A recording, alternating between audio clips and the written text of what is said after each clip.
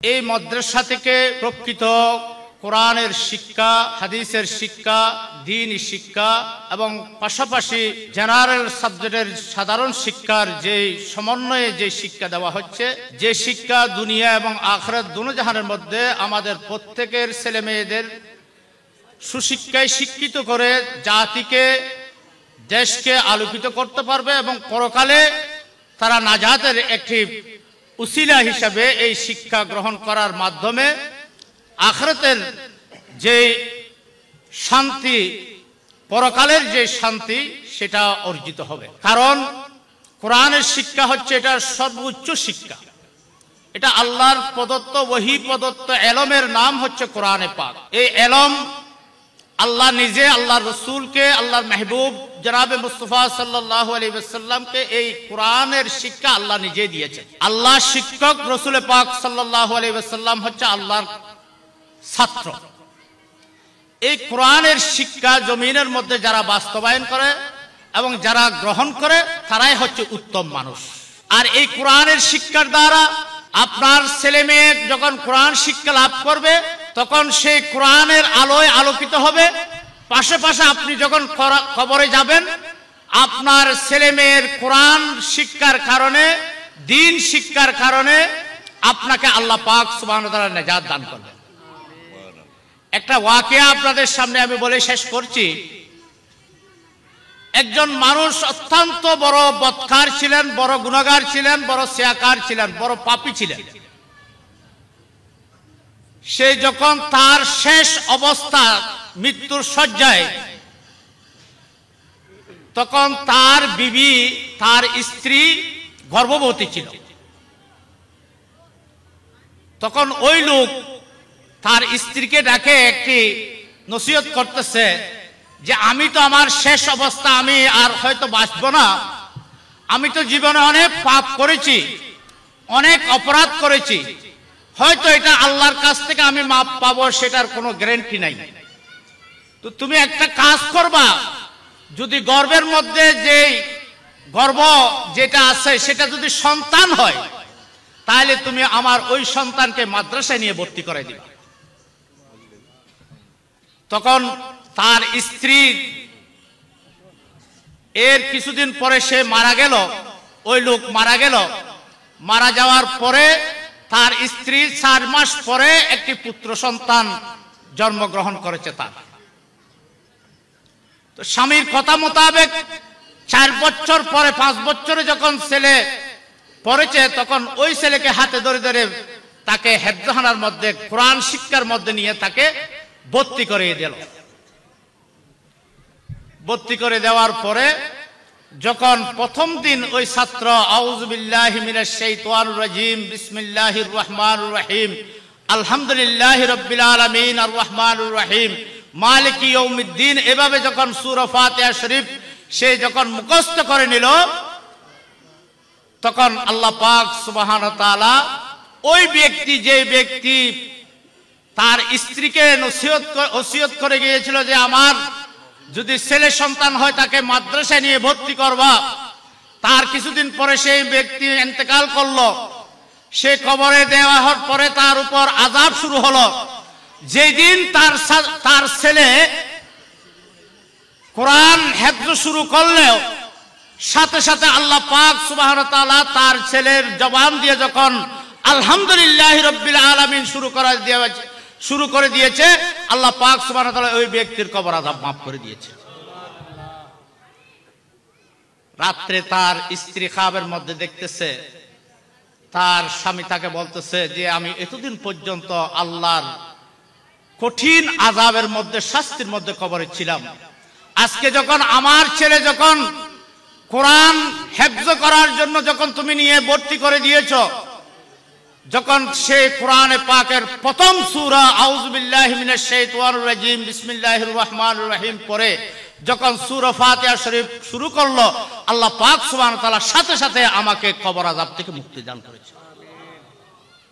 এটাই হচ্ছে কোরআনে পাকের ফজিলত, ফয়েজ, বরকত।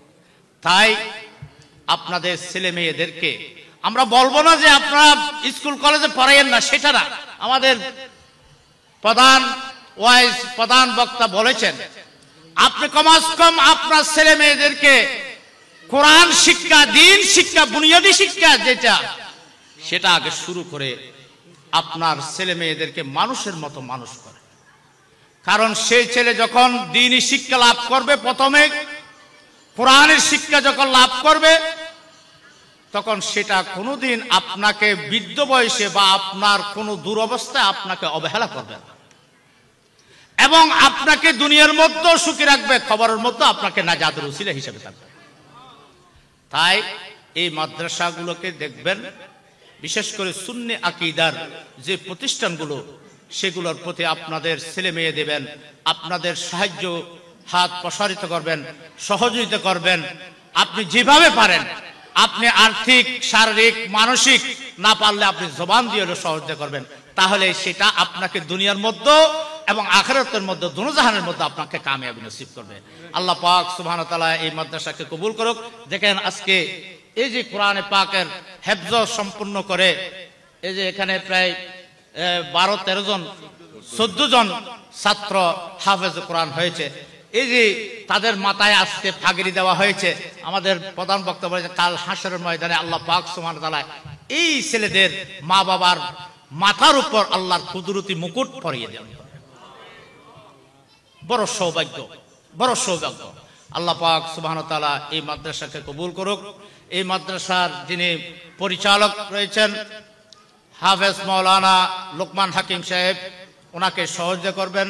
ওনার যারা সাথীরা রয়েছেন, সহযোগীরা রয়েছেন, ওনাদেরকে সহযোগিতা করবেন। মাদ্রাসা যদি এটা দিন দিন তরক্কি হয়, তাহলে আপনাদের এলাকা আলোকিত হবে, এলাকার মধ্যে শান্তি আসবে। কারণ একটা জিনিস খেয়াল রাখবেন, যাদের মধ্যে প্রকৃত দ্বীন রয়েছে তারাই সমাজে শান্তি প্রতিষ্ঠা করতে পারবে। প্রকৃত দ্বীন যাদের মধ্যে রয়েছে, এই প্রকৃত দ্বীন কাদের কাছে? যারা আহলে সুন্নাত ওয়াল জামাতের অনুসারী, তাদের কাছে প্রকৃত দ্বীন। যারা রাসূল পাক সাল্লাল্লাহু আলাইহি ওয়াসাল্লামের দরুদ শরীফ নিয়ে ব্যঙ্গ করে কিন্তু আপনাদেরকে দ্বীনের কথা বলে, তারা প্রকৃত ঈমানদার, দ্বীনদার নয়। এটা মনে রাখতে হবে। রাসূল পাক সাল্লাল্লাহু আলাইহি ওয়াসাল্লামের দরুদ শরীফ, যে দরুদের সদকায় যদি মূসা আলাইহিস সালামের কওমের যদি একজন মানুষ পাপী তাপী, তার কেউ জানাজা পড়তেছে না, সে পাপী ছিল, সে অত্যন্ত বদকার ছিল, তার জানাজার নামাজও পড়তেছে না। আল্লাহ পাক সুবহানাহু ওয়া তাআলা মূসা আলাইহিস সালামের কাছে ওহী নাযিল করলেন, এই মূসা, অমুক মরুভূমির মধ্যে আমার এক বন্ধু পড়ে রয়েছে, তাকে যাইয়ে তুমি গোসল কাফন জানাজা পড়ে তাকে দাফনের ব্যবস্থা করো। তখন মূসা আলাইহিস সালাম গেলেন, দেখলেন যে ওই মানুষ যে অত্যন্ত বদকার, যে অত্যন্ত জুলুমবাজ, সে তার অত্যাচারের কারণে মানুষ অতিষ্ঠিত। তখন মূসা আলাইহিস সালাম আল্লাহর কাছে ফরিয়াদ করলেন, মাবুদ, এই তো বড় অত্যাচারী, বড় জুলুমবাজ ছিল। আল্লাহ পাক সুবহানাহু ওয়া তাআলা বললেন, এই মূসা, আমি আমার বান্দাকে মাফ করে দিয়েছি একটি কারণে, কারণ সেই তৌরাত কিতাবের মধ্যে যেখানে আমার মাহবুব নবীর নাম পেয়েছে, সেখানে আমার নবীর উপর দরুদ শরীফ পড়েছে, তার কারণে আমি তাকে মাফ করে দিয়েছি। মূসা আলাইহিস সালামের কওম যদি রাসূল পাক সাল্লাল্লাহু আলাইহি ওয়াসাল্লামের উপর দরুদ পড়ার কারণে যদি তাকে আল্লাহ গুনাহ মাফ করে দিতে পারে, তাহলে উম্মতে মুহাম্মদী হয়ে তুমি আর এই নবীর দরুদ শরীফ নিয়ে ব্যঙ্গ করতেছো। তোমার মতো বদকার, তোমার মতো সিয়াখার, তোমার মতো বেঈমান জমিনের মধ্যে আর যাবে। এগুলোর থেকে সতর্ক থাকবেন। এরা ইসলামের নামে, ঈমানের নামে মানুষকে গোমরাহ করার জন্য এরা পায়তারা। আর এই সমস্ত মাদ্রাসা যদি আপনি ছেলে মেয়ে দেন, এই মাদ্রাসাগুলো যদি সহযোগিতা করেন, তাহলে প্রকৃত আলেম তৈরি হবে, প্রকৃত দ্বীনের বাণী শুনতে পাবেন, এবং সমাজ, দেশ শান্তিতে বসবাস করতে পারবেন। আল্লাহ পাক সুবহানাহু ওয়া তাআলা আমাদের প্রত্যেককে কবুল করুক। ওয়া আখিরু দাওয়ানা আলহামদুলিল্লাহি রাব্বিল আলামিন। আসসালামু আলাইকুম ওয়া রাহমাতুল্লাহি ওয়া বারাকাতুহু।